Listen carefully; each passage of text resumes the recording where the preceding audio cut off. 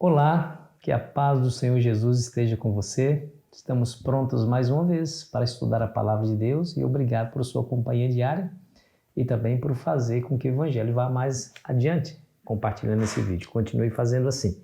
Se você ainda não é inscrito ou inscrita no nosso canal, vou convidá-lo a fazer para que o nosso canal se fortaleça. Não se esqueça de deixar o seu gostei caso você tenha gostado do nosso conteúdo, tá bom? Vamos juntos. O antigo mistério do Evangelho. Bom, eu já falei aqui, vou repetir, que mistério é algo oculto, não entendido, compreendido, não revelado. Algo que ninguém entende.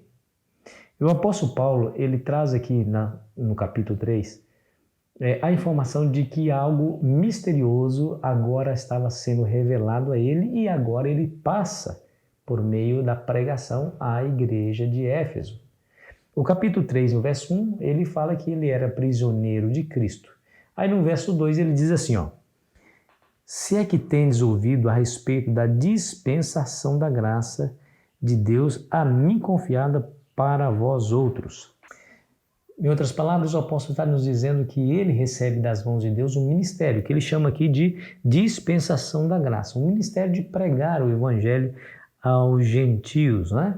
E o verso seguinte diz assim, pois, segundo uma revelação, me foi dado conhecer o mistério, conforme escrevi há pouco, resumidamente, pelo que, quando ledes, podeis compreender o meu discernimento do mistério de Cristo.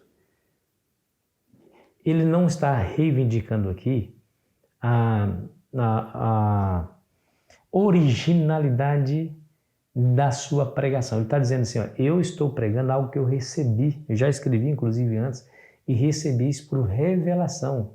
Eu não sou inventor daquilo que eu vou falar para vocês.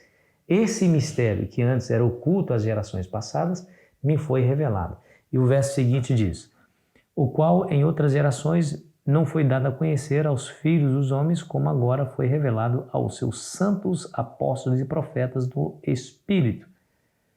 E ele também, inclusive, se coloca não como o exclusivo pregador desse mistério ou tem exclusividade na compreensão desse mistério, porque ele diz que pelo Espírito também foi revelado aos santos apóstolos como aos profetas. E os profetas aqui, não necessariamente os profetas do Antigo Testamento, mas todos aqueles que exerciam dom de profecia nas primeiras igrejas cristãs. Ou seja, Deus revelou a mais gente, não somente ele, o que é esse mistério. E o que é esse mistério? É aqui que traz a paixão do apóstolo Paulo. O verso 6 diz, a saber que os gentios são cordeiros, membros do mesmo corpo e coparticipantes da promessa em Cristo Jesus por meio do Evangelho. Esse é o mistério. Ou seja, não há mais distinção. Deus, Jesus, derruba a parede de inimizade e une em um só corpo tanto judeus como gentios. Os dois povos, esses dois grupos, perfazem os blocos de uma nova comunidade, uma nova sociedade, uma nova humanidade, agora regida pelas leis do Evangelho, através do qual ele transforma esses dois blocos em uma unidade composta, né? Tanto de gentios como judeus, com o mesmo foco, com o mesmo objetivo, com a mesma missão de preparar um povo para o breve retorno de Cristo a essa terra. Que coisa extraordinária, né?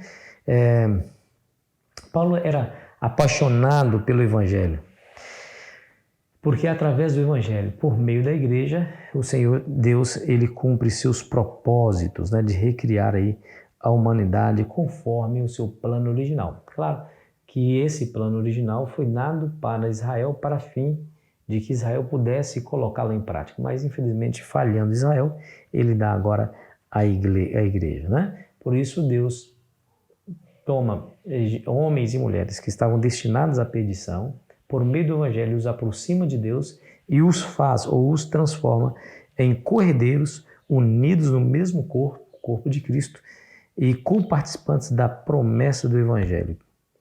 Que coisa extraordinária, né? Então, aí eu lhe pergunto, se é assim, por que às vezes nos tornamos exclusivistas, né? O exclusivismo depõe contra o Evangelho. O Evangelho é para todos. A nossa igreja não pode se considerar um clube social. Ou seja, aqui entra quem nós queremos que entre. Tem que... Não pode.